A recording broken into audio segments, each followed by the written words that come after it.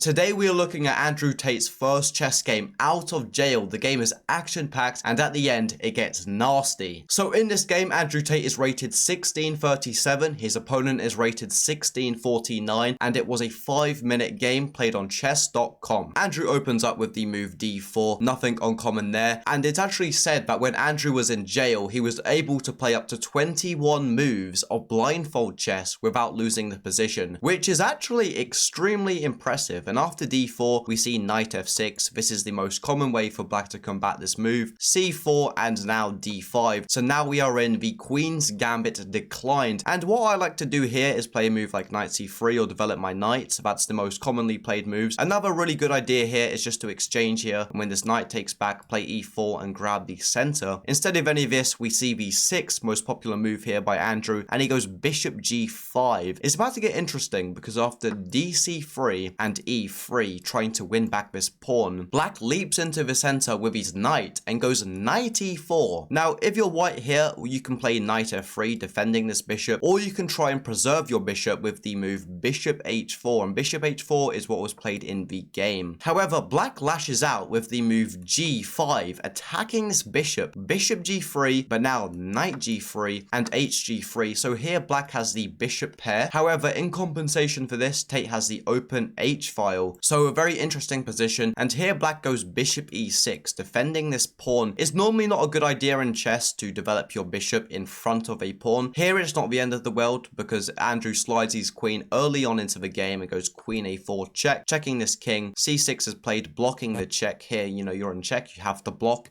c6. And here Andrew plays bishop c4. Now, I'm not too sure who he was playing in jail, but this move bishop c4 is a blunder due to this move b5. However, it was missed in the game. Tate just dodged a bullet because bishop c4 was played, but now queen c4, and here queen a5. This queen gets into the game and checks the king. So Tate's opponent kind of doing the same thing that he did, checking this king. Now, white has different ways to block this check. Move like knight c3, blocking it would be a nice idea, also getting the knight into the game. Instead, queen c3, perfectly fine. And after queen c3 and knight c3 and knight d7, here Andrew plays one of the top engine moves and goes knight e4, also attacking this pawn in g5, and this pawn is defended by the move h6. Try work out why this move h6 is no good. You can try pause the video, or you may just already know it. So the reason why this move h6 is bad is because it doesn't actually defend this pawn. This pawn can still be taken with knight g5, because if the knight is recaptured, then this rook, it wins this rook. Let me quickly show you. See, it just completely blunders. So if we go back a bit, back to h6, well, this pawn was never actually defended, and instead of this, Andrew opts for knight f3. Bishop g7, defending this rook, so this rook is now nicely defended. Both players get their king to safety, king e2, and now castles queenside. And it gets interesting here because it's actually the middle game. In the middle game is where the action starts, and you've got to start thinking for yourself. And here Andrew kicks off the middle game with the move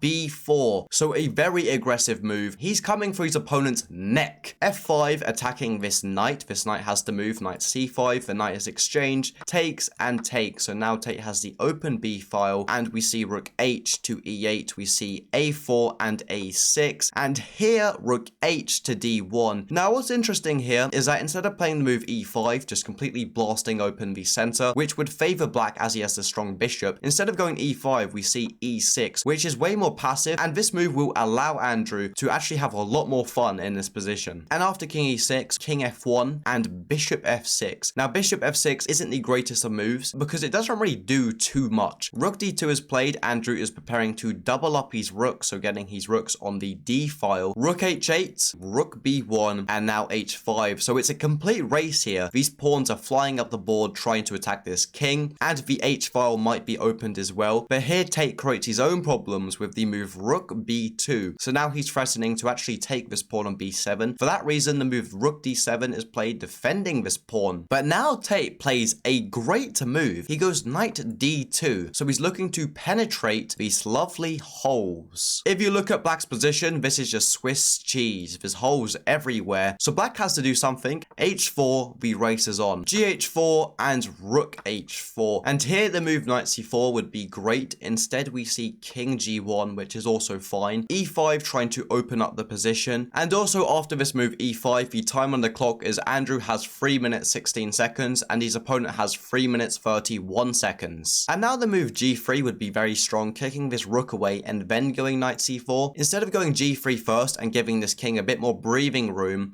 we see the move knight c4 first, rook d to h7, and now g3. So the move order is slightly reversed. Rook h1 check, king g2, and now we see an exchange of takes, and takes. And this position is very crucial because here the move Andrew had to play was knight d6, checking this king, and let's say knight d6, check, this king goes to b8, now winning back this pawn on f5. And the idea is because after takes and takes, the material is equal, but this pawn defends this d4 square. I'm going to show you what happened in the game so you understand why I said this. So after ed4 here, which was played, knight d6 was important to win this pawn on f5. Instead we see takes first, but now this bishop takes. After knight d6 now, check, king b8 was played. Now when we win this pawn is hanging. But remember when this pawn was on e3, defending this square. So now Tate is just down a pawn after knight f5. So takes. So Andrew is down a pawn in this endgame, and his opponent has a bishop. Can he conjure up one last attack? We see knight e3, rook e7, but now knight c4. So maybe looking at some nasty stuff. We see rook f7, but now rook b2 defending this pawn as there was a threat here. King a7, and now knight a5. Bishop b6 anyway, attacking this knight. We see knight c4, and now bishop c7. So this bishop has rerouted. The move f3 was played, a5, and now g4. We see b6. All really black needs to do here is just make a passed pawn, because after rook e2, king b7, knight e5, rook f4, and here the move knight g6. Here, after black takes his pawn, Andrew unfortunately resigns. And I will be covering Andrew Tate's first win out of prison, so make sure you subscribe if you want to see that video. If you enjoyed this video, I think you might enjoy this video. Have a good day.